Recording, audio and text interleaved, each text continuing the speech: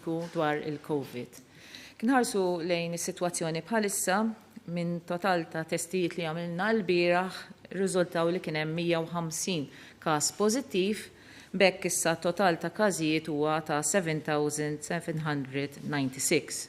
Kellna wkoll nies li fiequ u minn dawn kellna 101 u allura t-total ta' nies li issa fiequ huwa ta' 5,580. U bekk allura għandna 92 deaths u allura l-każijiet attivi li għandna bħalissa huwa ta' 2,124. Mill-bieraħ għallum għandna nirrapportaw żewġ imwiet oħra, kellna raġel ta' 95 years li dan kien daħħal l-isptar fit-8 ta' Novembru u rriżulta pożittiv fid-9 ta' Novembru l-għada u dan miet il-bieraħ fil-għaxija. Kellna wkoll raġel ieħor ta' 79 years li dan iddaħħal l-isptar fis-27 ta' Ottubru, riżulta pożittiv fit-29 ta' Ottubru u dan miet kmieni dal-għodu. Kondoljanzi lill-familja u l-ħbib tagħhom. Kien ħarsu lejn is-sitwazzjoni li għandna fl-isptarijiet tagħna għandna total ta' 208 persuna. Infatti fl-ITU għandna 13 persuna.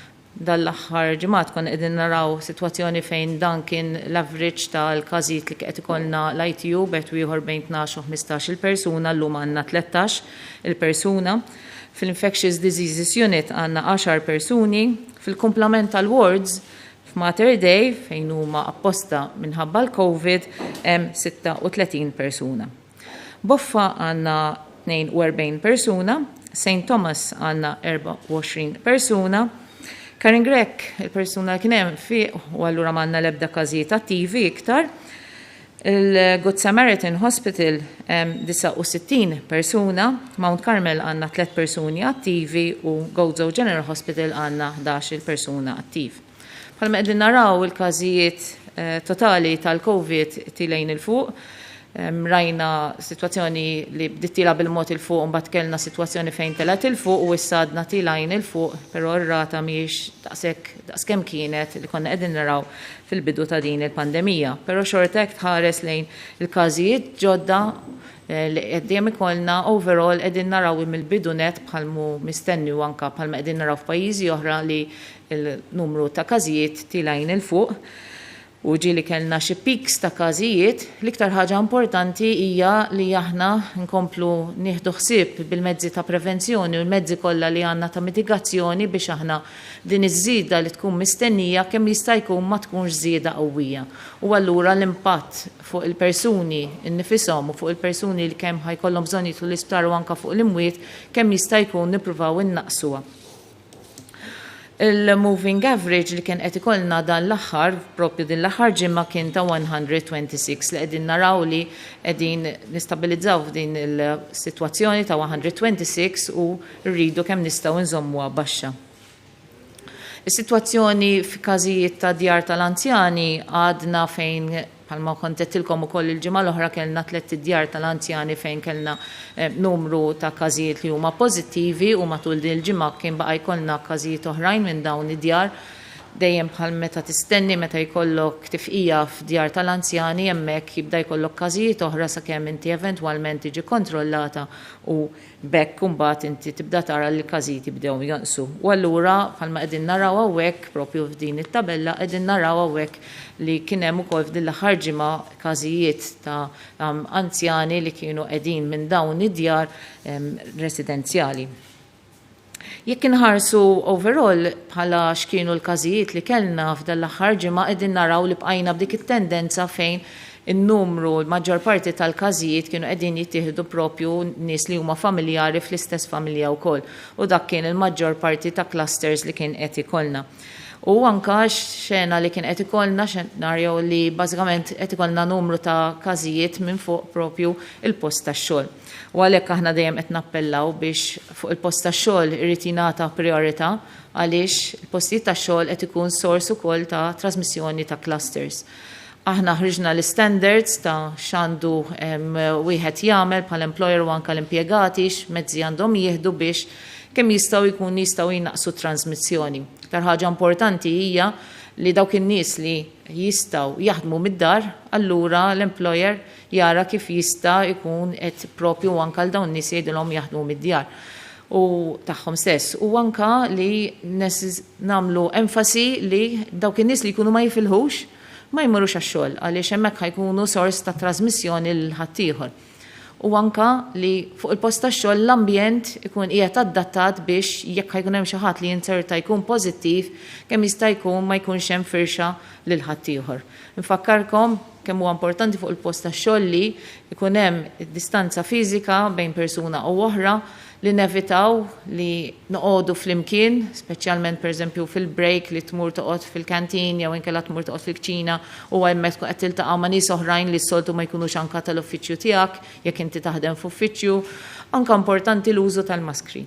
Sibna dan l-aħħar kemm hemm postijiet fuq il-post tax-xogħol fejn propju kien hemm prevenzjoni ta' tifrix ta' kontaminazzjoni ta' persuni oħrajn tifrix tal-COVID propju evitajnieh minħabba li n-nies kienu libsin il-maskra u anke evitajna li nkunu qegħdin nibatu ħafna iktar nies fuq kwarantina allura hekk jaqbel għal kulħadd li nieħdu l-miżuri ta' protezzjoni. Social gatherings ukoll kellna 17 persuna involut f'cluster li huwa relatat ma' social gatherings allura dan ukoll l-appelli tagħna huwa li noqogħdu attenti ma' min niltaqgħu mhux biss fuq barra li hemm ir-regoli u hemm il-mezzi ta' mitigazzjoni u hemm l-standards, però nfakkarkom ukoll fid-dar tagħkom stess. Mhuwiex żmien li nqogħdu nagħmlu dawk li kliet jew li noqogħdu niltaqgħu kollha flimkien għaliex issa hemm il-pandemija u hemm trasmissjoni fil-komunità u allura ejja nevitaw li aħna inkomplu nżidu dan ir-riskju. U speċjalment l-appell fejn jitlu n-nies li huma iktar kollhom sitwazzjonijiet fejn jekk jaqbadhom il-COVID jista' jkollhom iktar komplikazzjonijiet, allura rridu nagħmluhom iktar shielding. Ejja nkunu attenti biex nipproteġu lill-anzjani u n-nies li huma vulnerabbli. Il-każi attivi tal-COVID ovvja baqgħu tilajn la darba aħna jkollna iktar każijiet li huma pożittivi u la darba jkollok ir-recoveries u mbagħad naraw li dawn ikunu nies li fiequ. Għawdex ukoll għandna numru ta' każijiet, infatti jekk tħares lejn il-lokalità fejn jgħixu n-nies u minn dawk li għandhom lokalità ta' Għawdex kellna 57 persuna mill-każijiet li għandna attivi. Jekk inħarsu naqra l-każijiet li kellna din il-ġimgħa u nħarsu naqra kemm il-gender kif ukoll l-età ta' dawn il-persuni, qegħdin naraw li bqajna wkoll ikollna numru ta' każijiet, speċjalment dak l-age group bejn 25 u 34 years u bejn 35 u 44 years. Però mbagħad qegħdin naraw li qed tkun hemm predominanza wkoll fl-irġiel ta' età bejn 85 u 94 years. U jekk inqablu wkoll ġara din il-ġimgħa ma' il-ġimgħa ta' qabel f'termini ta' wkoll etajiet qegħdin naraw li xorta hemmhekk bqajna b'dik is-sitwazzjoni fejn għandna iktar każijiet fl-anzjani li qegħdin jippredominaw ukoll u allura importanti li nipproteġuhom. L-average age tal-persuni li kellna din il-ġimgħa kien ta' 45.4. Imwiet sfortunatament ukoll kien qiegħed ikollna meta inti jkollok rata għolja fil-komunità, speċjalment meta inti tibda jkollok etajiet li huma aktar avvanzati, hemmhekk ħatara riflessjoni f'nies li jkollhom bżonn jidħlu l-isptar bħalma qegħdin naraw u anke riflessjoni li jkollok nies li jmutu wkoll.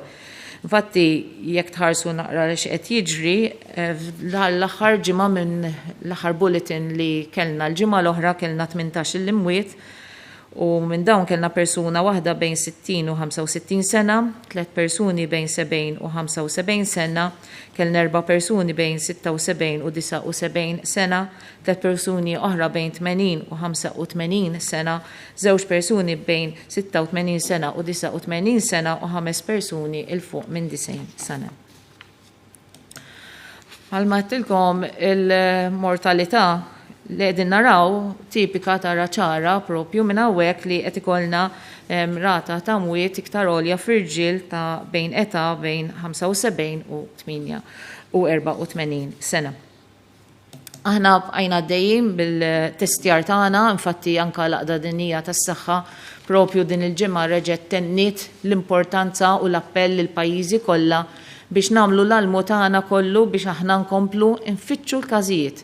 Il-każijiet qegħdin infittxuhom billi aħna nagħmlu t-testijiet u bħalma rajtu mill-bidunet aħna investejna f'dawn il-hubs fejn hemmhekk qegħdin bħalma taraw dejjem nagħmlu ammont ta' testing sostanzjali. Infatti bħalma taraw kemm f'dawk il-hubs li għandna f'Malta kif ukoll il-hubs li għandna f'Għawdex aħna qegħdin nibqgħu għaddejjem blit-testjar tagħna u anka issa żidna ir-rapid testing ukoll f'Boffa fejn hemmhekk ukoll qegħdin dejjem inżidu n-numru ta' testijiet li qegħdin nagħmlu.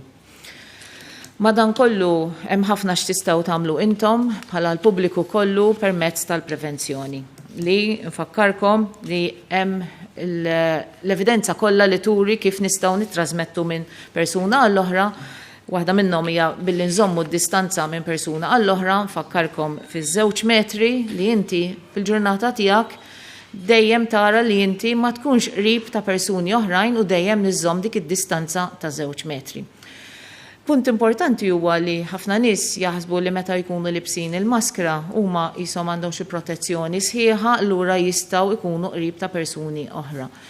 Dan huwa importanti li aħna noqogħdu attenti għaliex il-maskra ħad tkun qiegħda tgħin, però ma tkunx qiegħda tissostitwixxi il-fatt li inti xorta trid iżżomm id-distanza minn persuna għall-oħra. U għalhekk hemm liġijiet ta' distanza li aħna daħħalna anka meta jsiru xi organizzazzjonijiet ta' xi attivitajiet bħal pereżempju tiġijiet ukoll hemm il-regoli u l-standards li għandu jimxi magħhom ħalli bekk aħna nkunu qegħdin inżommu il-prevenzjoni f'dawn il-postijiet, il-prevenzjoni f'dawn l-events ħalli bekk ikun hemm inqas trasmissjoni. Fakkarkom li aħna wkoll ħadna il-miżuri fuq dawk il-postijiet ta' entertainment sa' mill-bidunet anka fis-sajf permezz tal-eluq ta' discos u nightclubs u anka peress li kellna numru ta' każijiet li baqatila l fuq kellna wkoll nagħlqu l-bars u l-każini u anka kontroll ta' alkohol. Nfakkarkom ukoll li anka barra f'postijiet pubbliċi importanti li ma jistax ikun hemm iktar minn 6 persuni li jkunu qegħdin flimkien għaliex din tkun qed tikser il-liġi. L-użu tal-maskri iżjed ma jgħaddi żmien iżjed qegħdin naraw kemm huma importanti il-maskri li aħna daħħalnihom obbligatorji propju la darba inti toħroġ mill-bib ta' dar tiegħek il-barra importanti li inti tilbes il-maskra u tibqa' bija. U hemm biss ftit okkażjonijiet fejn persuni għandhom propju jistgħu jneħħu l-maskra. Infakkarkom, ħafna jsaqsuna nista' nneħħi l-maskra għalhekk, nista' nneħħi l-maskra għalhekk, infakkarkom. Inti tilbes il-maskra biex tipproteġi lilek nifsek u l-dawk ta' madwarek. Ġifier ma nużawx skużi biex aħna nkunu qegħdin inneħħu l-maskra. Nifhem li mhijiex daqshekk faċli, però jekk nifhmu għaliex qegħdin nagħmluha u nikkonvinċu lilna nfusna li din hija sforz dak li qed tgħidilna x-xjenza hemmhekk u nistgħu naċċettawha u iżjed naċċettaw li nilbsuha. Importanti li nilbsuha sew ukoll u anke li nevitaw noqogħdu nilbsuha u nneħħuha għaliex jekk inti kkontaminajt idejk ma' xi postijiet oħra u inti tneħħi l-maskra faċli ħafna li inti wkoll tikkontamina lilek innifsek. Allura nfakkarkom li x'int tkun qiegħed tneħħi l-maskra u terġa' tilbisha tagħmel hekk biss għal fejn vera hemm bżonn u anke tara li jdejk ikunu notfa u tuża is-sanitizer. Importanti nfakkarkom li hemm nies ukoll li kellmuna ħafna nies li huma wkoll jistgħu jkollhom xi kondizzjonijiet mediċi li huma ma jkunux qegħdin jittolleraw il-maskra u allura hawnhekk għandkom dejjem tkellmu lit-tabib tagħkom biex hu jkun jista' jagħmilkom ċertifikat jekk intom tkunu qegħdin tbagħtu minn kundizzjonijiet mediċi li ma permettulek li tilbes il-maskra għal ħin twil. Hand hygiene kemm huwa importanti li dejjem jistgħu jittrażmettu il-mikrobi minn persuna għall-oħra u lilek innifsek, mhux biss il-COVID imma ħafna marti ieħor speċjalment issa deħlin lejn l-istaġun tal-influenza nistgħu propju nevitaw ħafna mart. U allura nappellalkom li naħslu jdejna sew u wkoll niftakru l dejjem inżommu fuqna sanitizer li huwa importanti biex nevitaw il-firxa ta' dan il-virus. Palma qegħdin nikkontrollaw is-sitwazzjoni hawn rridu wkoll nkunu żgur nikkontrollaw is-sitwazzjoni wkoll minn barra minn Malta għax hemm pajjiżi li għandhom rati ħafna iktar għoljin minn tagħna u aħna dejjem nagħmlu assessment ta' xi tkun ix-xenarju ta' l-trasmissjoni tal-COVID f'pajjiżi oħrajn U għabbażi ta' dawk il-pajjiżi li kollhom rata ta' trasmissjoni għolja, rata ta' positivity rate, ġifieri numru ta' każi pożittivi li kollhom mit-total ta' testijiet li jagħmlu fejn ikun għoli, hemmhekk dawk aħna ndaħluhom fl-Amber List. U propju issa mill-lejla nofs il-lejl ħatkompli tiżdied l-Amber List fejn propju żidna il-Ġermanja, l-Italja minn ċertu ajruporti u minn Luxemburg. Barra minn dawn ukoll kellna xi pajjiżi fejn kellhom limiti ta' ċertu ajruporti peressa dawn qegħdin jiġu inklużi bħala pajjiż ħieħ ġifi mill-ajruporti kollha u dawn jinkludu Franza u Spanja li hemmhekk ħanżidu mill-ajruporti kollha. Dawn ifakkarkom li l-obbligu ta' dawn in-nies li jkunu ġejjin minn dawn il-pajjiżi li jġibu magħhom test li huwa COVID negative permezz ta' PCR testing biex bekk aħna dejjem innaqsu ir-riskju ta' dawk in-nies li jkunu ġejjin minn barra u allura jkunu qegħdin jittrasmettu f'pajjiżna.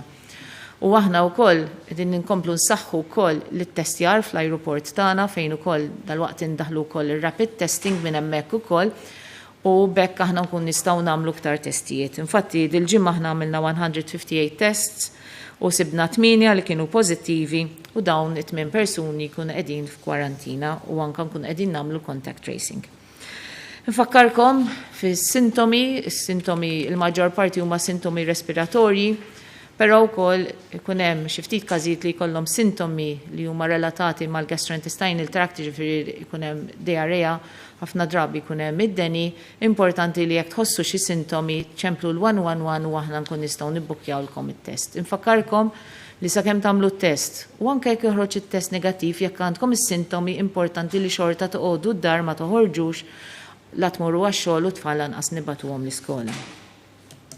Nerġa' nfakkar fuq il-Contact Tracing App, il-COVID Alert Malta, li importanti kull min jista' jniżilha din l-app niżluha.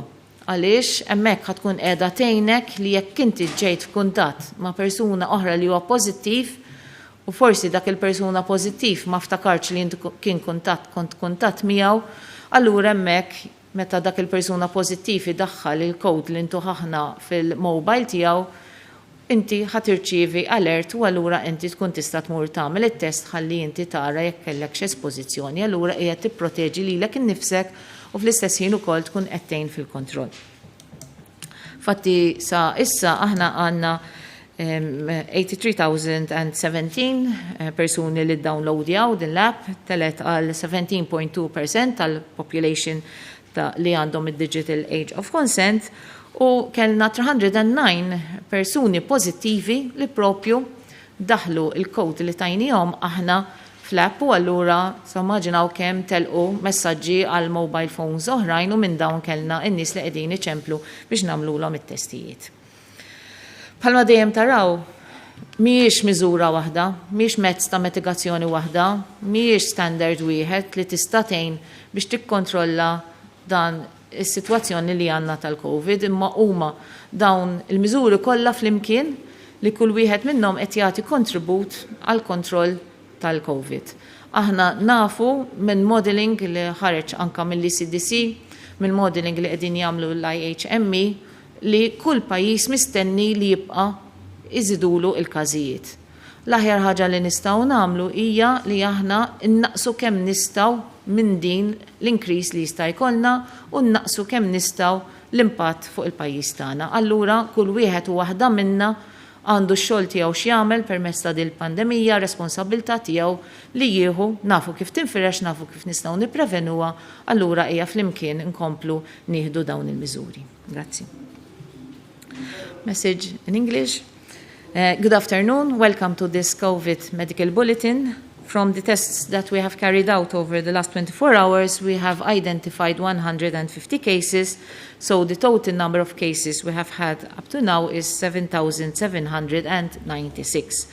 We had also 101 persons who have recovered from COVID, so the total number of recovered persons is 5,580. And we had 92 deaths, 2 more deaths from yesterday, and the total number of active cases currently is 2,124. We'd like to appeal to everyone to adhere to the mitigation measures that we have, the standards that we have outlined, and for every day, plan your day, make sure that whenever you are meeting someone, make sure that you have the distance of at least 2 meters from that other person. Remember to wear your masks all the time. It is obligatory by law to wear your mask as soon as you get out of your home. However, remember that we do it not because there is the law, because we know that this is a measure which works. The World Health Organization has appealed for everyone as well to continue to wear our masks and wear it properly. And also, very important, the hand hygiene, which can prevent transmission of a lot of viruses and other pathogens, including COVID. Thank you. Għaddu għal-mistoqsijiet. Hi, good afternoon, Professor Gauci, Carla Zappardi minn The Malta Independent. Hi. Għandi 3 mistoqsijiet, actually, jek joġbok. L-ewwel mistoqsija dwar l-iskejjer, għax ġi rapportat li ammont ta' tfal sostanzjali mhumiex qed imorru l-iskola. Anke jekk ikkumparat ma' numri li rajna fil-bidu tal-pandemija. Taħseb li dan jirrifletti nuqqas ta' fiduċja fil-protokolli li implementajtu u bl-istess ħsieb tista' forsi tgħidilna kif evolvit is-sitwazzjoni minn mindu fetħu l-iskejjel bħal l-imkażijiet inqabdu kemm nies kellhom kwarantina, eċetera. U t-tieni mistoqsija fuq il-vaċċin. Waħda mill-kumpaniji li qiegħda taħdem fuq dan il-vaċċin, Pfizer qiegħda tgħid li l-effettività tal-vaċċin ħajkun xi 90%. Huwa normali li ma jkunx effettiv kompletament vaċċin u jista' dan ifisser li ħajkun hemm każijiet fejn persuna tieħu l-vaċċin imma ma taħdimx fuqu. U jekk jogħġbok l-aħħar mistoqsija, hemm ċertu nies li qegħdin jgħidu li l-app tal-COVID-19 Alert App ma jistgħux inniżluha ħabba l-versions differenti tal-mobile tagħhom. Hemm xi pjanijiet biex titranġa din l-affari. Grazzi. Grazzi, mistoqsijiet importanti ħafna. Fuq l-iskejjel, Iva, aħna mill-bidunet konna daħalna dawk il-mezzi ta' mitigazzjoni li għandhom ikun hemm fl-iskejjel u anka minnaħa tal-Ministeru tal-Edukazzjoni, anka l-iskejjel tal-Knisja u anka l-iskejjel li huma privati kollha qegħdin joqogħdu attenti li propju naraw li dawn qegħdin jimxu ma' dawk il-linji gwida. U dan qegħdin narawh fir-riżultat. Ir-riżultat li mill-każijiet li qegħdin jiġu notifikati aħna ma rajniex li kien hemm firxa u trasmissjoni bejn it-tfal infushom. Li kellna bħal kwalinkwa workplace ieħor la darba inti jkollok każijiet fil-komunità, kellna xi staff li jaħdmu fl-iskejjel li huma kienu pożittivi. U hemmhekk aħna nkunu qegħdin nagħmlu il-contact tracing ta' il-kumplament ta' nies li jkunu f'komunika u f'close contact ma' dawn il-persuni u anke ġieli kellna xi tfal ukoll li kellhom bżonn imorru f'kwarantina. Jiġifieri hemmhekk aħna nkunu qegħdin nieħdu il-mezzi ta' protezzjoni lil dawk it-tfal li ġew esposti u anke lil edukaturi u anke staff oħra tal-iskejjel. Fil-xenarju fejn ikollok tfal li ma jittendrux skola, rridu niftakru wkoll li bħalissa jkun beda l-istaġun fejn ikun hawn ħafna viruses. Ġifier min għandu t-tfal żgħar jifhem sew li meta inti tibda dieħel l-istaġun tax-xitwa u iżjed ma jgħaddi żmien iżjed ikollna minnhom dawn jibda jkollok l-influenza ma jkollok ħafna minn dawk l-irjaħat komuni. U il-fatt li jekk inti għandek tfal li jkunu ma jifilħux ma jmorx l-iskola dan huwa punt importanti ħafna bħalma semmejt qabel għaliex ma rridux li jkollna tfal li jmorru l-iskola anka b'mart ieħor li jkun mart li mhuwiex daqshekk gravi bħal COVID imma anka dawn ma rridux il-firxa tagħhom. Fuq il-vaccines, meta tara li mir-riċerka qiegħda toħroġ li inti għandek vaccine effectiveness ta' 90% hija xi ħaġa li hija tajba ħafna. Infatti, studji li kienu qed joħorġu qabel kienu qed juri li kien ħajkun hemm effectiveness li kienet ħatkun iktar baxxa lura meta rajna dan għalina kienu wkoll xi ħaġa li tara li hija sforz tajjeb li huwa xi ħaġa li tħares lejha l quddiem. Il-vaccines u għandek konti tip ta' vaccines mhux kollu ma 100% effective, ma jkollokx 100% effectiveness, però iżda ma tkun effectiveness iżda ħajkollok cover għall-popolazzjoni. U għawek u koll aħna nkun qegħdin nappellaw biex la darba mbagħad tasal il-vaccine nkunu rridu lil kulħadd li jkun jiġi jieħu din il-vaccine għaliex iżjed ma jkollok nies li propju jkunu qegħdin jieħdu l-vaccine iżjed ħajkollok nies li jkunu protetti u eventwalment la darba inti tilħaq percentaġġ għoli ta' vaccines li jkunu ingħataw lil popolazzjoni kollha hemmhekk jibda jidħol il-kunċett ta' herd immunity fejn inti dawk in-nies li jkollhom li bnew l-immunità fl-istess ħin ikunu qegħdin jipproteġu lil ħaddieħor. Però rridu niftakru wkoll li l-vaccine kif edna dejjem tibda ġejja bil-mod allura sa dan iż-żmien aħna sakemm ikollna din il-protezzjoni mibnija fil-popolazzjoni kollha rridu nkomplu propju nsegwu l-miżuri ta' prevenzjoni li nafu bihom sa issa. L-app ukoll, l-app hija żviluppata skont ukoll mhux il-mobiles kollha jifilħu li jkollok download ta' din l-app. Dan xi ħaġa li nafuha li kwalinkwa app oħra li konna bżonn niddownloadjaw fuq il-mobiles tagħna mhux kollha il-mobiles jissapportjaw dawn l-apps. Jiġifieri din hija xi ħaġa li propju hemm limitazzjoni fija u għalhekk aħna nappellaw il dawk in-nies li għandhom il-mobiles li jifilħu jiddownloadjawha please jiddownloadjawha. Salimlek, Prof. Gawċi, żewġ mistoqsijiet ma jimpurtax. Diversi tobba qed jaraw li fost kundizzjonijiet fit-tul tal-COVID-19 hemm ejja u xrieq xotti. Intom kif qed taraw bħala awtoritajiet dawn il-każ, kif qed tittrattawhom? U mistoqsija oħra semmejta wkoll inti fuq l-użu tal-maskri. Għadda kważi xahar issa minn mindu l-użu tal-maskri sar obbligatorju kull imkien. Sa issa kemm ingħataw kollox multi f'dan ir-rigward. Grazzi. Infatti, li staqsejt inti fuq sintomi li persuni ikollhom wara li jkollhom ir-recovery. Bażikament dinja xi ħaġa li qegħdin narawha, qegħdin jarawha wkoll barra li għandhom ħafna iktar numri milli għandna aħna rura jkun jistgħu jagħmlu dawn l-istudji anka ta' follow-up. U waħda mill-iktar sintomi li jistgħu jibqgħu għandek is-sola, għandek ukoll lejja li qegħdin naraw ħafna nies li jkollhom kemm waqt li għandhom il-COVID imma anke wara jibqgħu jħossuhom għejjin. Mbagħad għandek ukoll ċertu sintomi oħrajn li pereżempju nies idumu biex jerġgħu jirrigainjaw is-sens ta' toma u s-sens ta' xam. Dawn huma kollha konsegwenzi li jibqgħu hemmhekk. U importanti li nifmu li kemm hija serja meta inti għabdak il-COVID li anka li ikollok is-sintomi dak il-ħin u forsi ma jkollokx bżonn tidħol l-isptar, però jista' jkun ukoll li inti jista' jibqa' jkollok dawn is-sintomi u għalhekk l-appell li kulħadd għandu kemm jista' jevita li jaqbdu l-COVID. Fuq spezzjonijiet fil-rigward ta' maskri, aħna għamilna sissa minna ħatana bħala Environmental Health Officers li qegħdin iduru wkoll għal-maskri, aħna minna ħatana għamilna inspections 1407 inspections u minn dawn kellna 159 citations. Però barra aħna wkoll nfakkar li hemm ukoll l-uffiċjali tal-leża li wkoll qegħdin iduru u jagħtu ukoll warnings u anka ċitazzjonijiet fuq l-użu tal-maskri. Nfakkar li aħna maħniex wara li niġbru l-ċitazzjonijiet l-antana huwa li nedukaw lil pubbliku li kulħadd jilbes il-maskra u jilbisha sew. Insellimlek Prof. Gawċi, Francesco Gatania, Net News. Qabel xejn forsi xtaqtek tiċċara daqsxejn is-sitwazzjoni fiċ-ċentri tal-immigranti u forsi tgħidilna jekk tista' li mad-djar tal-anzjani kienu affettwati li semmejt li kienu affettwati din il-ġimgħa. Xtaqt inkompli wkoll mad-domanda tal-kollega tiegħi forsi tiċċara daqsxejn l-affarijiet qed illi fl-iskejl kien hemm staff li kienu pożittivi u ġieli kellna tfal illi kellhom imorru kwarantina, ġifieri ma kienx hemm każi ta' studenti li kienu pożittivi għal COVID-19 fl-iskejjel kif ukoll din il-ġimgħa kellna 18 vittma kif ukoll kellna l fuq minn 800 każ pożittiv. Kont tistenna aktar riżultati mill-miżuri jew dawn kienu numri mistennija u jekk nibqgħu b'dawn iċ-ċifri teskludi ma teskludix li jiddaħħlu aktar miżuri. Grazzi ħafna.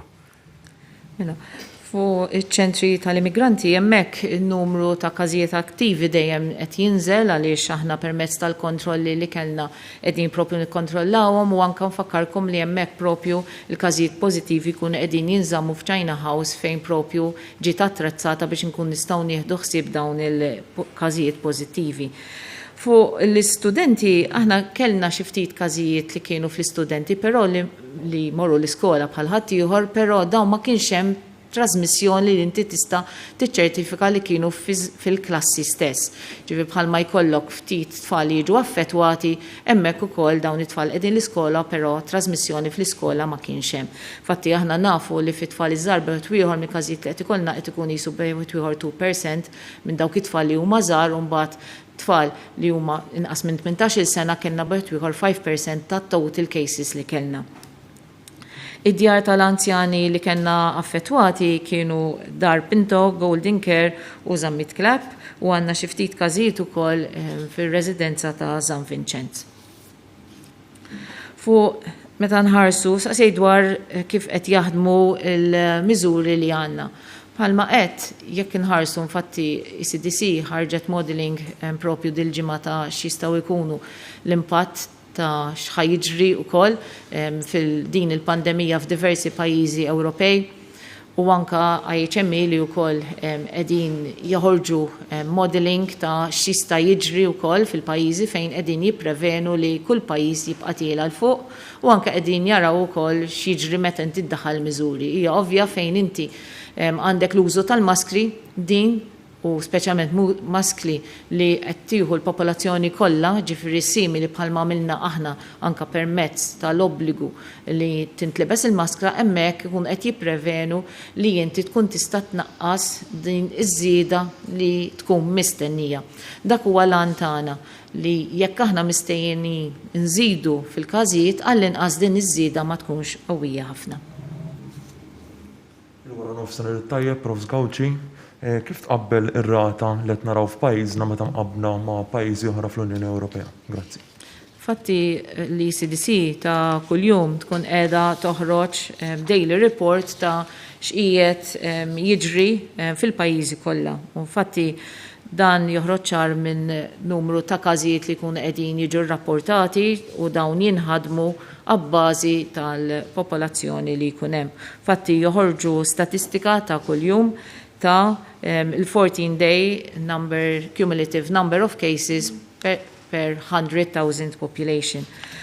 Malta illum qiegħda rrapportata li jkollna 360 cases per 100,000 population. U jekk tqabbilha fir-ranking mal-pajjiżi l-oħrajn aħna qegħdin it-21st pajjiż. Ġifieri l-iktar għoli għandek iċ-Ċekoslovakkja fejn għandek rata ta' 1,331 per 100,000 population. Għandek il-Luxembourg 1,311 per 100,000 population.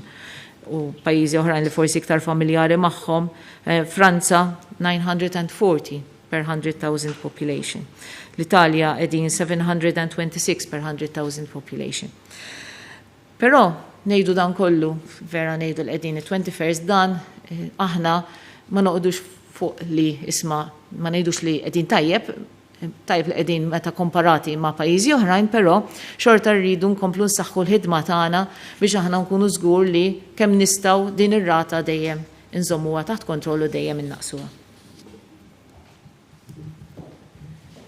Nsellimlek, Prof. Gawci, xtaqt nistaqsik, Marja Muscat, skużani, minn Television Malta. Xtaqt nistaqsik, tista' tieni ċifra kemm saru rapid testing minn mindu beda sal-lum u fejn ġiet estiża barra l-ajruport. Postijiet tax-xogħol għax kellna minn saqsina ħaddiema jistgħu jagħmlu swaps ta' rutina fuq il-postijiet tax-xogħol jew le, ġifieri tista' kumpanija ċempel 111 u tagħmel testijiet ta' rutina jew forsi rapid testing. U l-aħħar ħaġa minħabba ż-żieda ta' anzjani sa' ċifra ta' mwittela tal-92 li mhix ċifra żgħira. Għandek xi appell għall-anzjani li għadna narawhom joħorġu ta' spiss, ovvjament il-well-being tagħhom huwa importanti, imma forsi appell biex ikunu iktar kawti biex jipprevjenu milli jittieħdu mill-virus, għandek xi appell partikolari jew forsi xi prattiċi li jistgħu jagħmlu jew forsi xi vitamini li hemm bżonn li jittieħdu, ma nafx.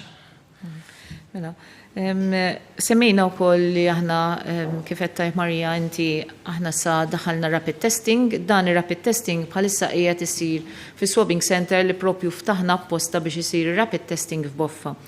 U aħna dan ilna li bdejna nagħmlu t-testjar mill-29 ta' Ottubru sa issa għamilna 1,504. Hemmhekk dawn huma rapid tests li qegħdin nagħmlu fuq in-nies fejn jiġu hemmhekk isirilhom it-test. It-test niftakru li dan isir permezz ta' nasopharyngeal swab xorta. Umbagħad it-test isirilhom hemmhekk stess, jiġifieri swab ma tmurx il-laboratorju ma tinħadem fuq il-post stess, u mbagħad il-persuna nċemplulu jekk huwiex pożittiv jew inkella negattiv. Dawk il-każijiet li jkunu pożittivi permezz tar-rapid test aħna nerġgħu nsejħulkom biex kun tistgħu terġgħu tiġu tagħmlu swab oħra ħalli din propju tinħadem fil-laboratorju.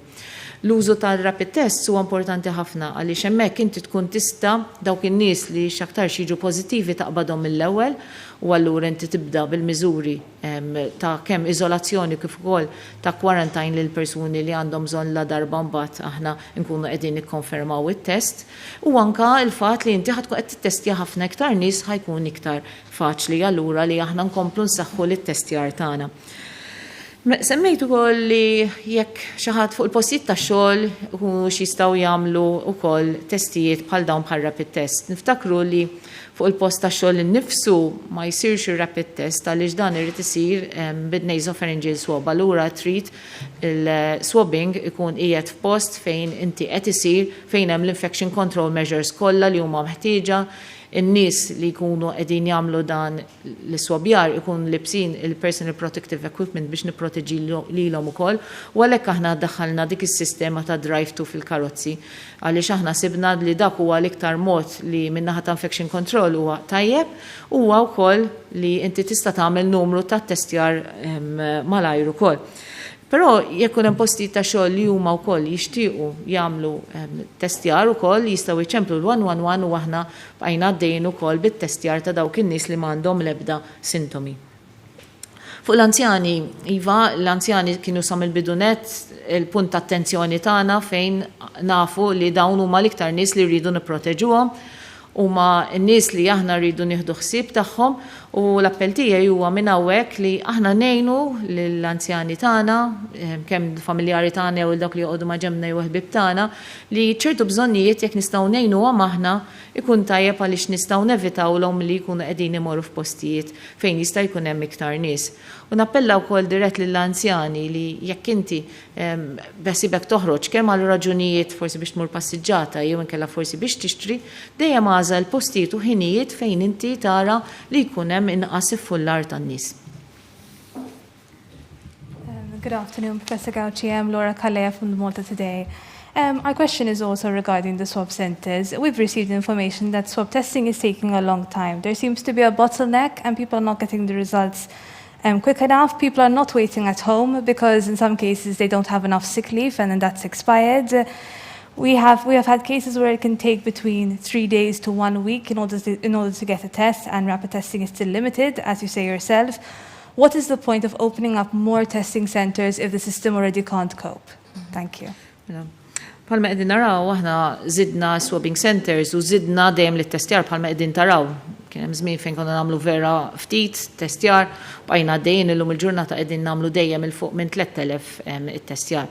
Is-swabbing centers qegħdin hemmhekk u qegħdin available ġifieri jekk persuni ħajċemplu il-111 għall-appuntamenti jekk għandek xi ħadd li huwa simptomatiku dan ħajnata propju appuntament propju fil-weekend jekk illum qegħdin il-ġimgħa prof dal-weekend ħajkollok l-appuntament u anke f'dawk is-sitwazzjonijiet fejn naraw li n-nies ikollhom ċertu sintomi li jkunu tipiċi anke aħna nżommu postijiet ta' ngħidulhom emerġenza aħna fejn propju persuna anke jkun jista' jingħata appuntament illum stess jekk ikun każ li huwa urġenti. Aħna għandna faċilitajiet ukoll fejn in-nies li propju ma jkunx jistgħu jmorru huma fis-swabbing center għax m'għandhomx min iwassalhom, ukoll aħna għandna waqqafna posta fejn għandna numru ta' karozzi li nkun nistgħu propju anke mmorru għan-nies huma. Però hekk nappella li dan servizz huwa qiegħed hemmhekk u dawk in-nies li jistgħu jwasluhom anke qraba tagħhom jkunu ma joqogħdu wara wkoll u jintlibsu l-mask li dan jista' jsir ukoll. Qed nagħmlu l-almu tagħna aħna kollu biex nkun nistgħu nipprovdu servizz li huwa iktar malajr. ġili ġru situazzjoni tfalma għettejt inti li kollok xi nies li forsi jdumu ma jirċivu riżultat, ħafna drabi dawn qegħdin insibuhom speċjalment f'nies li jkunu barranin li jkun diffiċli inti titraċċa.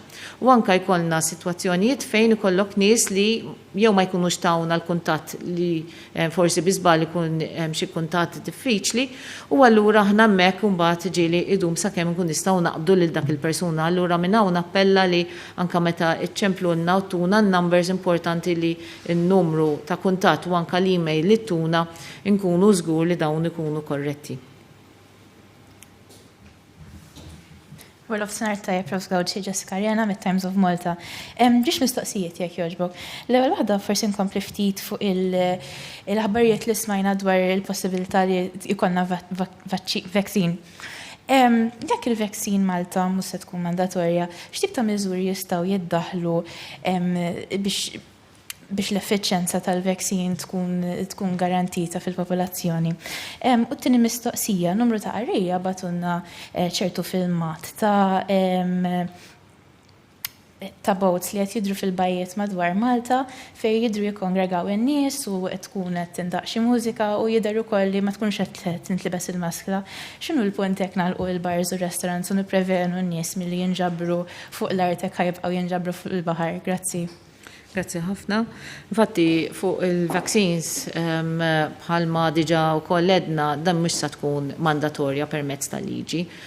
Però importanti u issa qegħdin naraw kemm propju din il-pandemija, kemm il-COVID qed ikun ta' problema li kemm qed ikollu nies li jkollhom bżonn jidħlu l-isptar, kemm qed ikollna nies li qegħdin imutu u kemm nafu li għandek nies li għandhom iktar riskju, però din tista' taffettwa l kulħadd. Ġifieri kull min kien minn dawk il-każijiet li huma pożittivi jista' jispjega wkoll il ħaddieħor kemm jista' jkollhom konsegwenzi l-COVID.